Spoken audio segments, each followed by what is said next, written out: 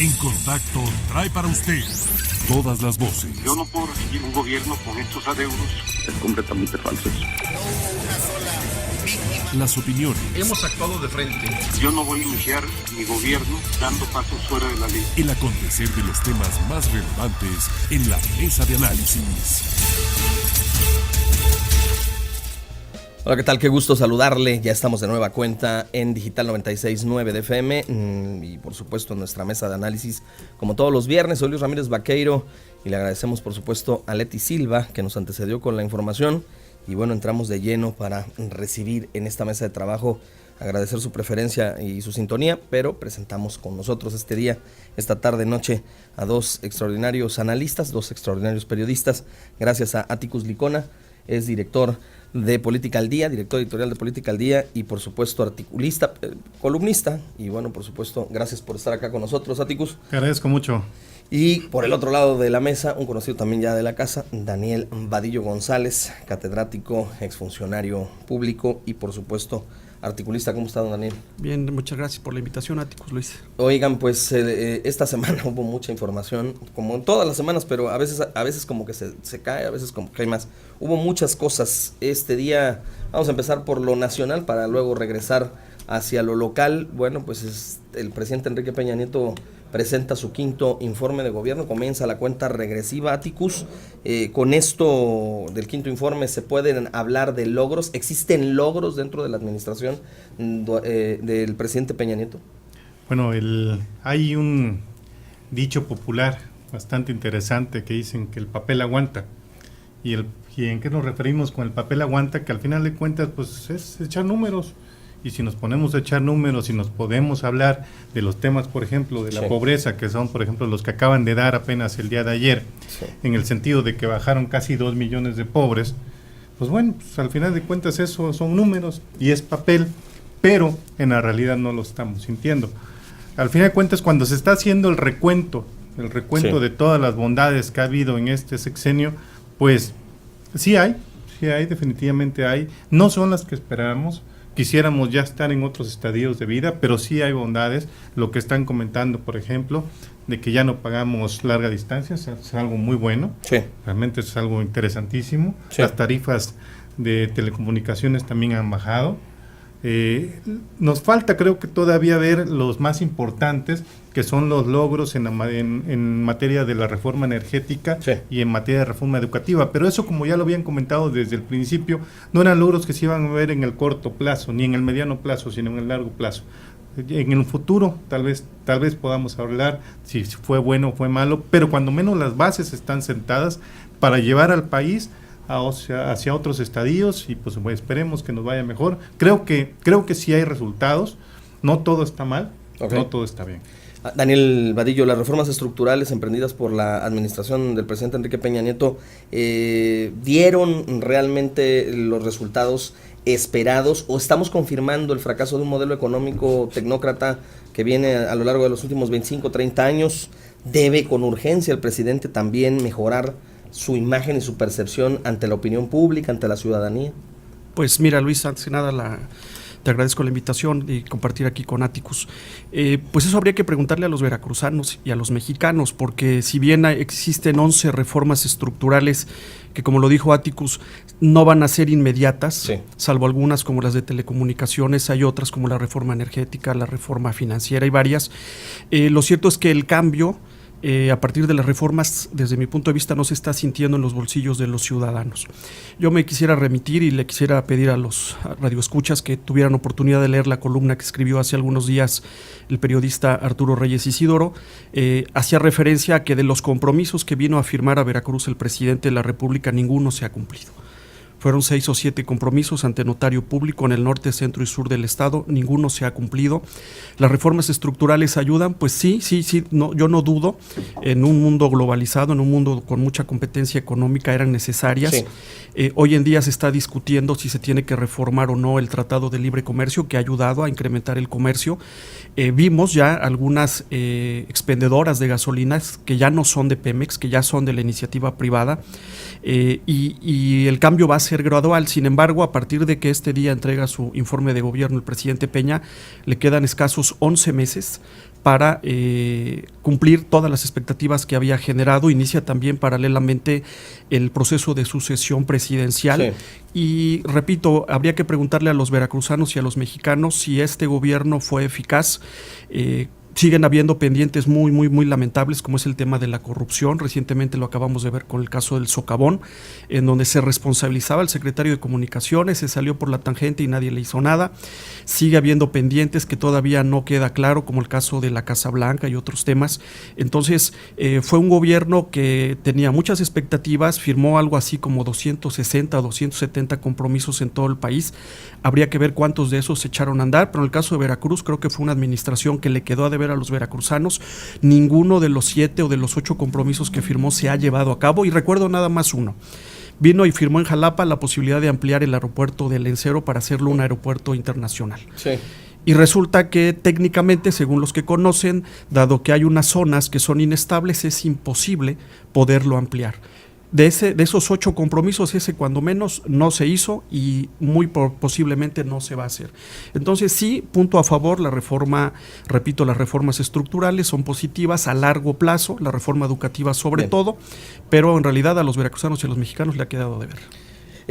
Dice Raimundo Riva Palacios, y también escuchaba este día a el propio, otro de los columnistas que escriben Reforma, Sergio Sarmiento, decir que precisamente en relación a lo que él había firmado o lo que se había comprometido, Peña Nieto necesitaría 10 años más, porque solamente en el 20% de lo que firmó es que ha logrado concluir su gobierno o realizar su gobierno. ¿Afectó a la administración de Peña Nieto la presencia de personajes como Javier Duarte, César Duarte, Roberto Borge? ¿Lo empantanan, lo encapsulan de cara a la sucesión presidencial? Bueno, de cara a la sucesión presidencial, definitivamente sí. De cara a lo que pudo haber hecho él como gobierno, no veo cómo. Sí, efectivamente nos quedó a deber, como dice el maestro Daniel Vadillo, nos quedó a deber a los veracruzanos, pero también hizo cosas. Por ejemplo, sí. Yo quisiera puntualizar el tema de la ampliación del puerto de Tuxpan, que es un puerto ahora, pues, o de gran calado, o la ampliación del puerto de Veracruz, que también son miles de millones y que todavía va a faltar, no lo va a inaugurar él, tengo entendido, pero es algo que estaba, pues bueno, son obras de gran calado, sí. Son obras que realmente incluso el mismo gobernador Miguel Ángel Yunes Linares ahorita lo está presumiendo, está comentando precisamente los miles de empleos que se van a generar de manera indirecta y de manera directa. Claro, nos quedó a deber, eso no me queda ninguna duda. Pero los personajes que tú comentas definitivamente fueron terribles para la imagen del gobierno y desde lo local pues permearon a la nacional. Claro. Que en estos momentos ya el priismo nacional no se puede quitar ese estigma de la corrupción, como bien comentaba, la Casa Blanca, los Malinalco y todos los que se dieron durante este sexenio. Pues que bueno, definitivamente no lo van a poder, no se lo pudieron quitar, y sí los afectaron desde en la imagen, no en su actuar de gobierno. Claro. Hay también dentro de esta entrega del quinto informe, que no sabemos qué va a contener o qué es lo que va a decir o bajo qué esquema lo van a entregar. Sabemos que ha sido entregado por el propio Miguel Ángel Osorio Chong en el Congreso, como lo ha venido haciendo, pero bueno, entendemos que mañana sábado dará un mensaje a la nación. En ese sentido y de cara a la sucesión presidencial, que arranca evidentemente con la entrega de este quinto informe, aunque el presidente diga lo contrario, ¿quién sería el aspirante más fuerte dentro del gobierno federal, dentro de la administración federal, a encarar al que sabemos va a aparecer en la boleta, que se llama Andrés Manuel López Obrador? Si tuviéramos una bola de cristal, pues ya nos hubiéramos sacado la lotería. Difícilmente vamos a saber, a partir de que entrega su informe, quién se perfila. Hay un antecedente, ya hay por descarte 4, Emilio Gamboa Patrón, que estará por tomar protesta como presidente de la Junta de Coordinación Política del Senado, un personaje que ha estado ligado a todos los gobiernos priistas, creo que desde que nació. Él ya le dieron luz verde para encartar y descartar. Ajá. A mí me llama la atención que los únicos que encarta son 4 del gabinete, que es Osorio, que es Smith, que es Nuño y que es el propio doctor Narro, secretario de Salud, y deja de lado 2 personajes que creo que para el priismo han sido importantes, pero en la voz de Emilio Gamboa, que se convirtió en vocero prácticamente de la voz presidencial, quedan fuera Manlio Fabio Beltrones y el propio Erubiel Ávila del Estado de México, que a golpes o como haya sido de lo dificultoso que fue la elección, finalmente entregó para su partido buenas cuentas. Si nos vamos y nos decantamos por lo que dijo Emilio Gamboa, acomodaticio como ha sido toda su vida, me imagino que a él le dieron línea desde Los Pinos, pues para nada más encartar a 4.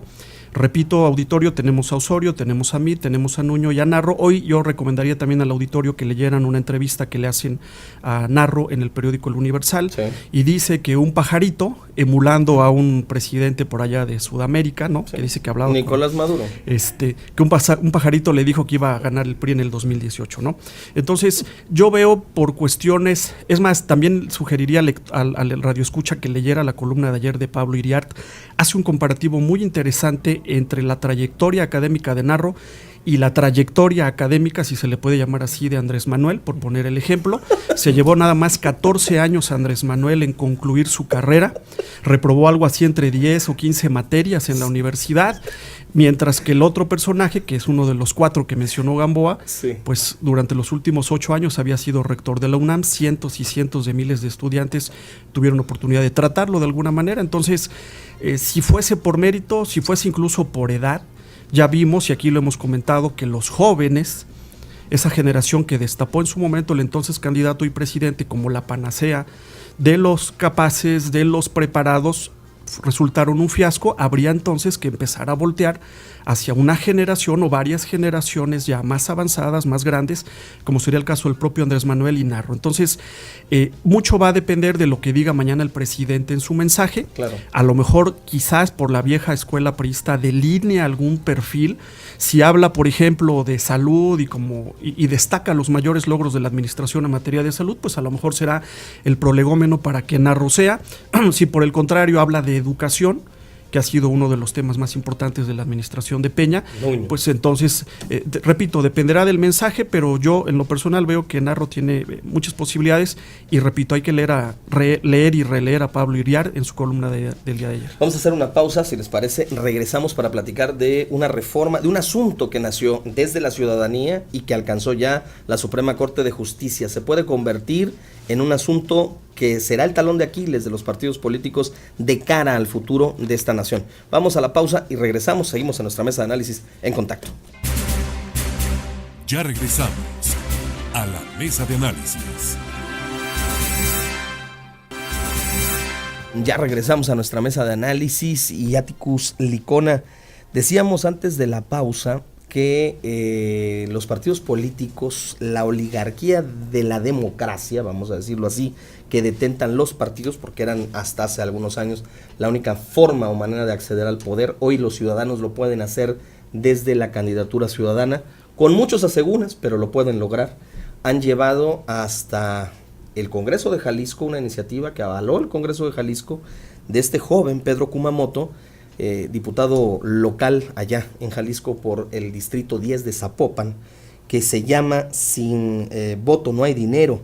Este es el triunfo de la ciudadanía ante los partidos políticos. Ahora la Suprema Corte de Justicia dice que esto es válido y se puede aplicar en cualquier parte del país.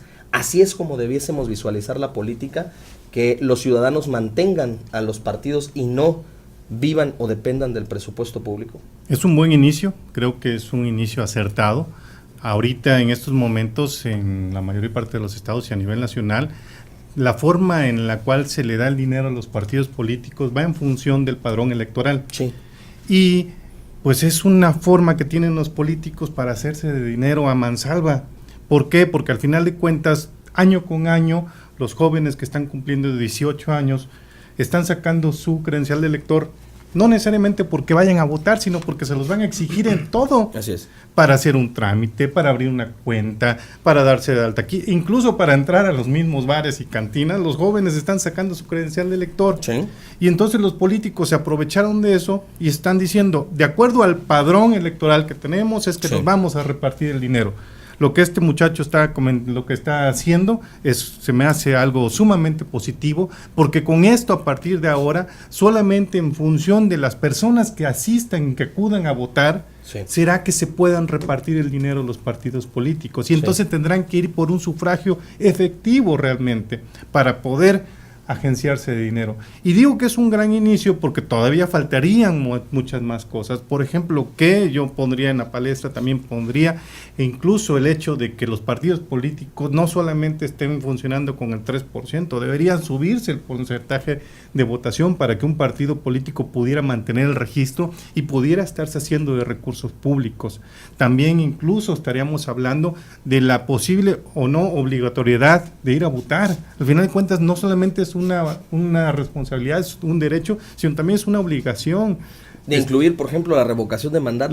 Para que esto también se volviera más efectivo, ¿no? Ya ahí la llevamos. Creo que hay cosas que en estos últimos tiempos, también son cosas que se han suscitado en los últimos años, como lo de la posible reelección de los diputados y de los alcaldes. Digo, eso es algo que teníamos mucho tiempo ya. No podemos seguir pensando en un México de hace 100 años cuando que estamos en una sociedad mucho más avanzada. Lo celebro yo realmente esta iniciativa de Kumamoto, y ojalá, en lo personal, a mí sí me gustaría que se replicara en todos los estados de la República y en lo federal. Ojalá, como bien dices, ahí está la esperanza, ahí está el hecho ya, y bueno, por supuesto sienta un precedente, porque evidentemente lo que no habían logrado otros institutos políticos lo logra un movimiento ciudadano que a través de las redes sociales es que convierten y hacen posible esto que hoy la Suprema Corte de Justicia avala, no en su totalidad, porque ahí también hay que observar que los magistrados parece que tuviesen cierto cariño por algunos institutos políticos y en vez de haberla votado en su mayoría por los 11 ministros,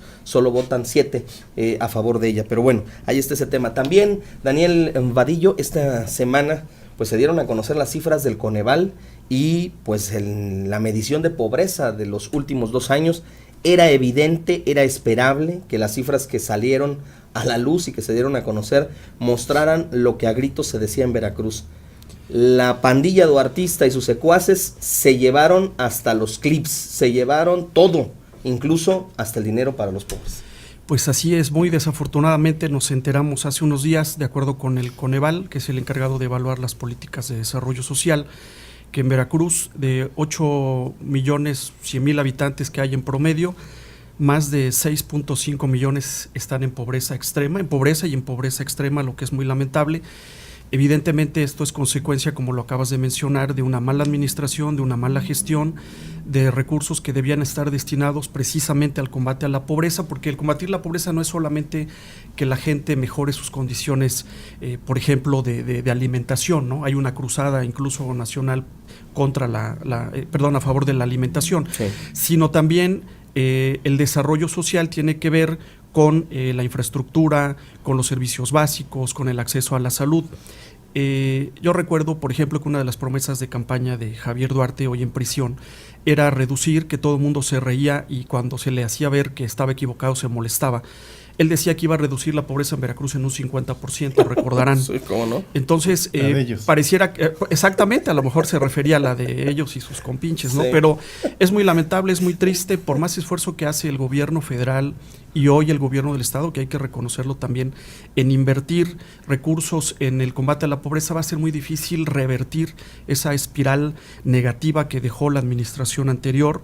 Y bueno, pues lo único que nos queda es seguirnos esforzando. Es muy triste y es muy lamentable ver que Veracruz está en el 4º lugar a nivel nacional, según el Coneval, en condiciones de pobreza, ¿no? Es muy triste. Atticus, es momento de hacer un replanteamiento de la política en materia de desarrollo social. Llevamos cerca de 25 años, somos una generación, aquí los sentados en la mesa, que provenimos de la década de los 70, que conocimos y vimos el devenir del país en tiempos de un Luis Echeverría, de un José López Portillo, de un Miguel de la Madrid, y el nacimiento de estos programas con Carlos Salinas, y hasta el día de hoy no encontramos o no vemos una solución a los problemas. ¿Se debe replantear esta política paternalista? Bueno, precisamente, no es mi pariente, pero sí, cuate Hernández Licona, sí, lo que comentó... El responsable del Coneval. El responsable del Coneval, lo que comentó es que son 3 los factores principales para que se pueda reducir la pobreza.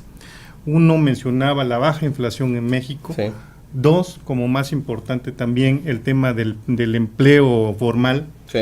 Y 3, lo dejaba como un punto importante, pero no el más importante de los 3, el hecho de la política asistencialista del gobierno. Entonces, en este caso, si tenemos en cuenta que son 3 factores importantes, pero no es precisamente el más importante esto, pues realmente creo que todo mundo coincide en que no es precisamente tirando despensas, como tirando aguacates, es como vamos a sacar de pobres a los pobres. No vamos a salir de la pobreza como Estado tirando más despensas, dando más láminas y haciendo más pisos firmes. Qué bueno que lo hacen porque la gente lo necesita. Pero si nosotros estamos pensando que ese es el camino, pues entonces realmente todavía estamos dejando de lado lo más importante, que es que las personas no solamente se les esté dando el pescado, sino que se les enseñe a pescar. Sí. Y no es lo más importante el tener una despensa para suplir el hambre de hoy, en lugar de tener un empleo que le supla el hambre de todo el mes. Claro.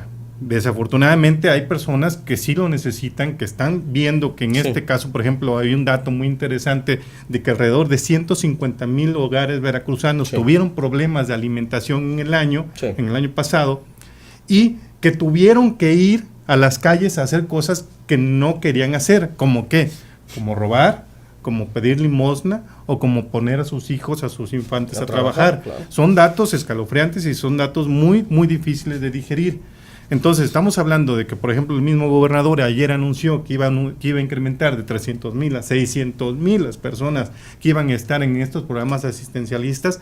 Pues es un tema muy, muy complicado de digerir. Tampoco es muy fácil ahorita de llegar y decir, pues vamos a quitar toda esa política asistencialista porque se nos mueren de hambre las personas. Así es un asunto que habría que evaluar y habría que revisar más a fondo, aun cuando entendemos que en la administración estatal el cambio del paradigma en el manejo de los programas sociales se ha diversificado, porque ahora pues se hace a través de todo un sistema satelital donde se lleva el registro de las personas, de las familias, se someten a una especie de escrutinio, se les aprueba, se les avala y entonces se direcciona el recurso que necesitan las familias para poderlas apoyar. Yo creo que hay que darle tiempo a esta política, a este nuevo manejo del desarrollo social en Veracruz, que el que está llevando a cabo esta administración, para más o menos tener un resultado favorable, a diferencia de lo que tú bien apuntabas, de ese entregar los aguacates, entregar las despensas, como regalar zapatos a los chamacos, ¿no? Así que, bueno, vamos a hacer un corte, una pausa y al regresar, otro tema, 2 temas más. El tema de la reelección en la Universidad Veracruzana, que no es reelección, porque dice Sara Ladrón que esto fue un refrendo, así lo marca el reglamento de la propia universidad. Y también el tema de la reestructuración de la deuda, ¿lo necesita o no Veracruz? Pero esto al regresar del corte. Ya regresamos a la mesa de análisis. Ya regresamos a nuestra mesa de análisis en Digital 96.9. Dejábamos ahí sobre la mesa, Daniel Vadillo, el tema de la reestructuración de la deuda en Veracruz. El gobernador ha insistido en estos últimos 9 meses, casi 10 de administración, en la necesidad de replantear pues cómo estaban contratados los créditos. Se ve que toda la intención del gobierno anterior era dejar esto minado para que la presente administración nomás simplemente no caminara. Y bueno, pues entre estas negociaciones ahorita ya llegó, parece que un acuerdo con Banobras, se van a buscar mejores créditos para bajar las tasas de interés. ¿Esto le beneficia al Estado? ¿En qué se va a aplicar ese spread económico que va a quedar ahí? Y la pregunta, ¿se colapsarán las finanzas de Veracruz si no se hace esto? Pues yo creo que ya están colapsadas. Hay muchas organizaciones obrero-patronales que hacen referencia a cierre de empresas, a falta de pagos de adeudos que dejó la administración anterior. El gobernador hablaba de la reestructuración y fue enfático en decir que no es deuda. Lo cierto es que es deuda, ¿no? Tan es deuda que está reestructurando una deuda que ya existe. Pudiera él decir que no va a contratar más deuda, aunque tiene encima, como lo tuvo el año pasado, el pago de aguinaldos, el pago de prestaciones de fin de año, que son miles y miles de millones de pesos de la burocracia estatal. Entonces no tiene otra alternativa, lo puso ahora sí a subasta pública, por decirlo de alguna manera, a ver qué banco, qué institución financiera quiere absorber la deuda. Se hablaba de 30 años más para poderla reestructurar. Lo cierto es que tiene una bomba de tiempo en las manos, que repito, es el pago de las prestaciones de fin de año. Durante toda su campaña dijo que no iba a contratar textualmente un solo peso de deuda, lo cierto es que no tiene de otra. Yo dudo mucho que esa reestructuración vaya a impactar en obras, en acciones a la gente. Es más bien una deuda que se viene arrastrando, y lo decía el propio senador Pepe Yunes, que es el presidente de la Comisión de Hacienda, y se lo dijo también al propio Duarte en su momento, lo hizo público. Hay un déficit más o menos en promedio de 700 y 800 millones de pesos mensuales, y tiene que ver en parte con una burocracia obesa enorme, y también con adeudos que se tienen de otros empréstitos y con empresarios. Entonces, si lo logra, pues qué bueno, porque sacará él el problema que tiene. Ya nada más le quedan algunos meses de gobierno, sí, pero yo dudo mucho que eso se vaya a enfocar a inversión social, ¿no? El tema también de esta semana es la sucesión en la Universidad Veracruzana. Atticus, se dieron en un procedimiento que todavía no entendemos por qué no se hace tan democrático, sino simplemente la Junta de Gobierno es la que designa, revisa, estudia los perfiles, la posibilidad de que 7 personas que se inscribieron pudieran suceder a Sara Ladrón de Guevara. Finalmente quedaron 3 y bueno, pues se tomó la determinación por parte de esta Junta de Gobierno este jueves informarle que ella tendría la posibilidad de estar un periodo más al frente de la UV. Le dieron un premio, es un refrendo o un reconocimiento a su trabajo. ¿Cómo lo ves tú? Y desde tu óptica, tú egresado de la Facultad de Ingeniería de la UV. Como egresado, lo que me queda, y como los miles de egresados que seguramente nos están escuchando en estos momentos, lo que nos queda es que lo que digan los alumnos, exalumnos, maestros y todo lo demás viene valiendo sombrilla. Realmente no importa, no afecta en las decisiones. Es una junta de gobierno en donde 9 personas son las que deciden, y al final de cuentas pues ese es el sistema como está configurada la elección, o en este caso refrendo de la rectora. Es un tema en el cual pues está hecho precisamente para que este refrendo pues prácticamente sea en automático. Ya es la tercera vez que un rector se refrenda, y no veo qué cosa pueda hacer mal un rector como para que pueda perder el control de la Junta de Gobierno y que no sea refrendado en este caso en la Universidad Veracruzana. Quedó a deber en los primeros 4 años la rectora. Creo que se politizó mucho su actuación, cuando menos en el último año, cuando salió a exigir que se le pagara el dinero que se le debía a la Universidad Veracruzana, cosa que se celebra, pero que después se reclama porque llegó el momento en que ya se quedó callada y ya no dijo nada, y ahora parece que incluso va a aceptar que se le paguen en especie esos 1,000 millones de pesos que se les deben. Se ha logrado cosas interesantes, como por ejemplo lo de la ampliación al 4% gradual del presupuesto para la Universidad Veracruzana, pues es algo bueno, pero todavía queda de ver. Es necesario que se incremente la matrícula, y no necesariamente en las aulas donde ya no caben más alumnos, sino que también se vaya al sistema en línea para que los jóvenes puedan cursar sus carreras en línea también, y que estos tengan la importancia similar, una importancia similar o igual a los que están cursando carreras en las aulas. Creo que es importante, es nuestra máxima casa de estudios, tiene 4 años para sacarse de encima aquellos compromisos políticos con los cuales la hayan cargado desde el principio. Y pues bueno, pues no nos queda de otra. Realmente ante las instituciones los ciudadanos estamos indefensos, y no nos queda de otra más que desear. Decían que la política no es cuestión de fe, pero no nos queda más que desear y tener fe en que nos va a ir mejor. No hay de otra, no nos dejan de otra. Vamos a hacer una pausa, si les parece. Al regresar hay otro tema que me gustaría que abordáramos y que tiene que ver con la sociedad que se ve reflejada o lastimada por la inseguridad. Ejecuciones en el estado de Veracruz que no han cejado desde que inició la administración.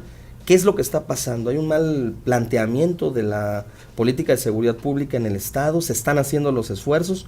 ¿O qué sucede? ¿Qué sucede? ¿Por qué hay tanta muerte, tanto problema? Es un problema estructural. La sociedad tiene que buscar otros mecanismos para pues hacer que los jóvenes no caigan en el flagelo del crimen. Bueno, eso lo platicamos al regresar del corte. Vamos a una pausa. Ya regresamos a la mesa de análisis.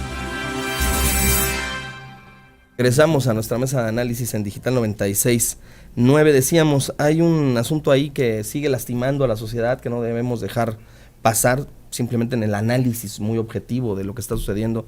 Siguen habiendo ejecutados, siguen habiendo problemas, siguen habiendo casos de violencia, robos, secuestros, y por más esfuerzo que hace la presente administración, porque eso no lo podemos negar, o sea, ahí están los secretarios de Seguridad Pública, el gobernador, los miembros del Ejército, de la Marina, sentándose pues una vez por semana, 2 veces por semana en estos acuerdos que se tienen de Veracruz Seguro y estos esfuerzos, pero siguen habiendo estos casos. ¿Qué pasa? ¿Qué es lo que sucede? ¿Por qué se están presentando estas cosas, Atticus? Bueno, creo que hay algo que el gobierno no nos va a decir. Y lo que no nos va a decir es que a las personas que están metidas en estos temas de pues, los famosos malosos, sí, pues realmente no hay forma de quitarlos de esas actividades, sí, más que de una, con los pies por delante. Eso es algo trágico, pero así es.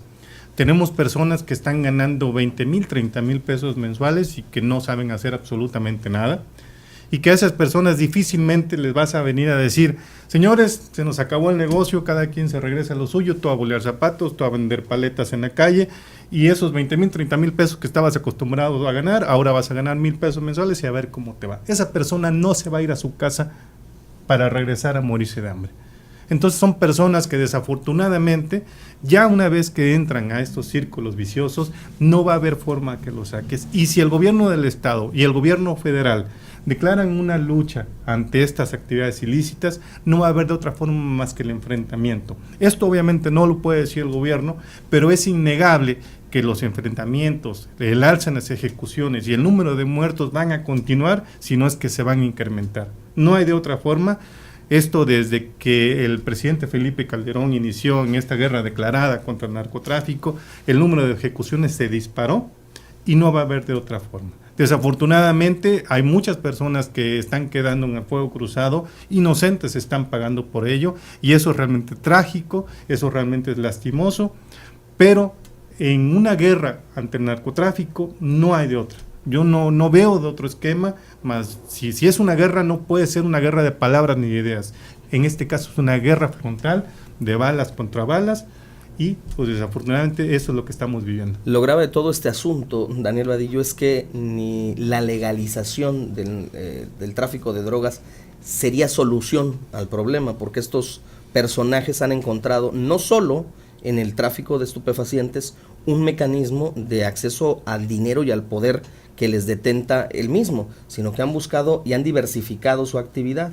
Entonces se encontraron en el robo de combustible, en el secuestro, en el cobro de piso, en una serie de más actividades, pues un nicho de oportunidad que siguen explotando. Por más que se legalicen las drogas, ¿no va a haber solución o salida a esto? Sí, porque no es solamente las drogas, como tú dices, es el secuestro, la extorsión, el cobro del derecho de piso, y hay algo que a mí me preocupa más, lo decía Atticus al hacer referencia a la pobreza, que mucha gente ante la condición económica del Estado y del país no tiene otra opción.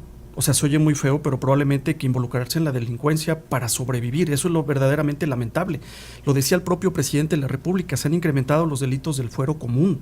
Entonces, yo, como dice, me sujeto a lo que dice Atticus, es muy lamentable. Recientemente en Veracruz ha habido 3 muertes de niños por el fuego cruzado. Recordemos un caso, el de una maestra y un niño que fueron técnicamente ejecutados. Recientemente el de una niña, en donde la autoridad estatal dijo que, bueno, pues dio a entender que como eran hijos de delincuentes, pues prácticamente estaban condenados a acabar así, lo que me parece verdaderamente atroz. No veo quién pueda encontrarle la cuadratura al círculo. Yo no sé si es por el proceso sucesorio, que los grupos, en este caso delictivos, se reagrupan, se reorganizan. Alguien por allí sugirió pactar con el narcotráfico, pactar con los delincuentes para reducir los índices de violencia. Creo que tampoco es la opción, porque ¿cuánto tiempo duraría un pacto de esta naturaleza? Lo cierto es que hace tiempo el hoy en prisión exsecretario de Seguridad Pública, Arturo Bermúdez, en una comparecencia decía algo que para muchos nos sonó como broma, pero pero que al cabo de los años empieza a tener sentido. Decía, cómprense un perro, pongan una alarma, y es cierto, hoy pareciera que los veracruzanos estamos indefensos. Recientemente, por ejemplo, me entero, no lo pude ubicar en la prensa, que una conocida papelería del centro de la ciudad, muy, muy conocida, no puedo dar el nombre, fue asaltada por 4 o 5 personas en una motocicleta. Había gente, padres de familia en esta temporada de comprar útiles dentro de la papelería. Según lo que se logró saber, entran estos sujetos armados, neutralizan, ¿no?, a las personas de seguridad y se llevan un botín. Por fortuna no hubo heridos, no hubo bajas, pero ya a la luz del día, en pleno centro de la ciudad, según comentaban algunas personas que les tocó ver el asunto.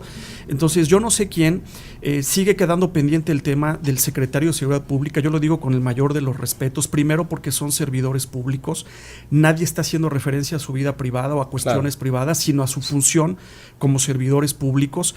El gobernador en campaña le prometió a los veracruzanos traer un militar de alto rango capacitado en estas actividades y acabó nombrando a un exdirector de tránsito municipal como el actual secretario de Seguridad Pública. Repito, yo no sé si esa haya sido una buena decisión, porque aun cuando las autoridades se molestan, ¿no?, hoy tienen una guerra contra los medios de comunicación, en donde un día sí y el otro también se quejan de que no hablan bien de sus labores, pero lo cierto es que la pregunta que hacemos los veracruzanos, ¿dónde quedó el militar importante de 4 estrellas, 5 estrellas, que iba a venir a hacerse cargo de la seguridad?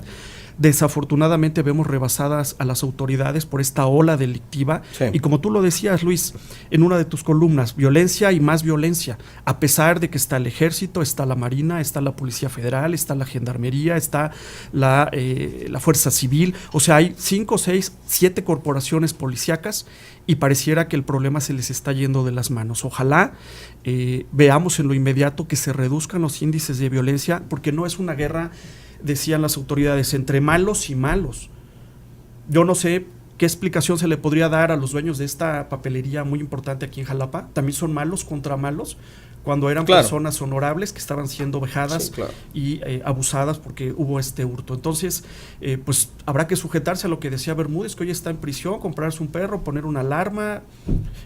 Lo que hicieron en Coatzacoalcos, irse de rodillas, implorar a Dios que ponga paz en Veracruz, no sé.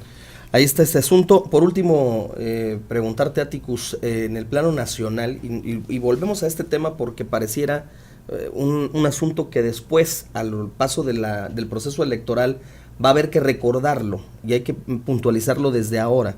Andrés Manuel López Obrador vuelve a exhibir esa sobrada soberbia de ser el dirigente de su partido, en el que pide a todos sumisión, en el que no invita a formar parte de una coalición de izquierda, sino a que se sumen, y ahí vemos cómo les va. Si no te sumas hoy, mañana no acepto ningún tipo de negociación, y determina por disposición, porque es evidente que ahí hubo un dedazo, como dirían en otros términos, imponer a la delegada en Tlalpan a ser la próxima candidata de Morena al gobierno de la Ciudad de México, dejando de lado personajes que le ayudaron a conformar Morena, como es este ex gobernador de Zacatecas, Ricardo Monreal, que hoy está verdaderamente molesto y todo pareciera indicar que si no se va de Morena, no los va a ayudar cuando mucho a ser candidata y jefa de gobierno a esta mujer, ligada a otro personaje oscuro como Carlos Simas, que también forma parte de ese extraño grupo que conforma Andrés Manuel, en donde los dineros por debajo del agua caminan muy bien. Sí, el tema de Morena en la Ciudad de México, pues va muy, muy parecido a lo que va a pasar aquí en Jalapa, en el sentido de que a quien pongas, lo más probable es que gane. Recordemos aquella expresión coloquial que cuando dijeron de que aquí en Jalapa el PRI hasta con cualquier vaca ganaba, que al final no ganó y ganó Villalpando. Bueno, pues en la Ciudad de México es así, el control político que tiene Morena en la Ciudad de México, que es brutal, y creo que en poco tiempo vamos a ver realmente si el olfato político de Andrés Manuel es suficiente. Claudia Sheinbaum es una persona que ha colaborado con él desde que él fue jefe de gobierno de la Ciudad de México. Desde ese entonces está con él y es muy conocida, y Ricardo Monreal, al final de cuentas, sí es muy carismático, es muy querido, pero realmente no tiene mucho tiempo de haber penetrado en las estructuras de la Ciudad de México. Lo que aquí nosotros vemos es que dicen que Andrés Manuel no acepta que tener aliados. No es que no acepte tener aliados, él dice que venga el que quiera, nada más que no venga el otro partido, porque si llega como partido político tendría que estar cediendo espacios y tendría que estar supeditado a la negociación política de un partido con otro. El PT en este caso se le entregó completo y pues dijo, bueno, venga a tu reino, pero precisamente fue lo que pasó con Movimiento Ciudadano, que fue por eso que se detuvo la negociación y fue por eso que Movimiento Ciudadano al final de cuentas no entró. ¿Por qué? Porque quieren llegar todos, quieren llegar completos y quieren llegar a vender espejitos que al final de cuentas no traen, diciendo yo tengo 4 millones de votos, cuando que en realidad al final de cuentas igual y no los traen. Vamos a pensar que es posiblemente, Daniela, más rápido, un balazo en el pie para Andrés Manuel y su proyecto de llegar a la presidencia. Pues pudiera ser, porque fíjate que Ricardo Monreal, como recordar el auditorio, fue el coordinador de la campaña presidencial, es decir, él sabe todo lo que ocurrió detrás tras bambalinas durante la campaña. Lo riesgoso no es que pueda perder el Distrito Federal, que como decía Atticus, y creo que tiene toda la razón, con quien ponga Morena en el DF, tiene altas posibilidades de ganar. Lo cierto es que si Monreal se va con toda la información que tiene en su poder de grupos que apoyaron la campaña, de empresarios, etcétera. Es lo verdaderamente delicado y bueno, pues ojalá Andrés Manuel recapacite, ¿no? Vamos despidiendo, les agradecemos verdaderamente su participación, que hayan acudido a este llamado. Atticus Licona, muchas gracias por Te estar agradezco acá. mucho. Daniel Vadillo, gracias, y bueno, nosotros nos despedimos, Gracias. invitándolo para que la próxima semana nos acompañe en punto de las 7 de la noche aquí en Digital 96.9, y bueno, por supuesto mañana a la 1 de la tarde en el 97.7 de FM, La Máquina, le espera Fernando Hernández y todo el equipo en Contacto Deportivo. Soy Luis Ramírez Vaqueiro, que tenga estupendo fin de semana, pásala bien.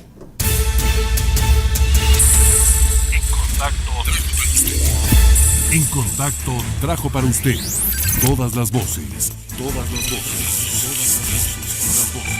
las opiniones, el acontecer de los temas más relevantes en la mesa de análisis.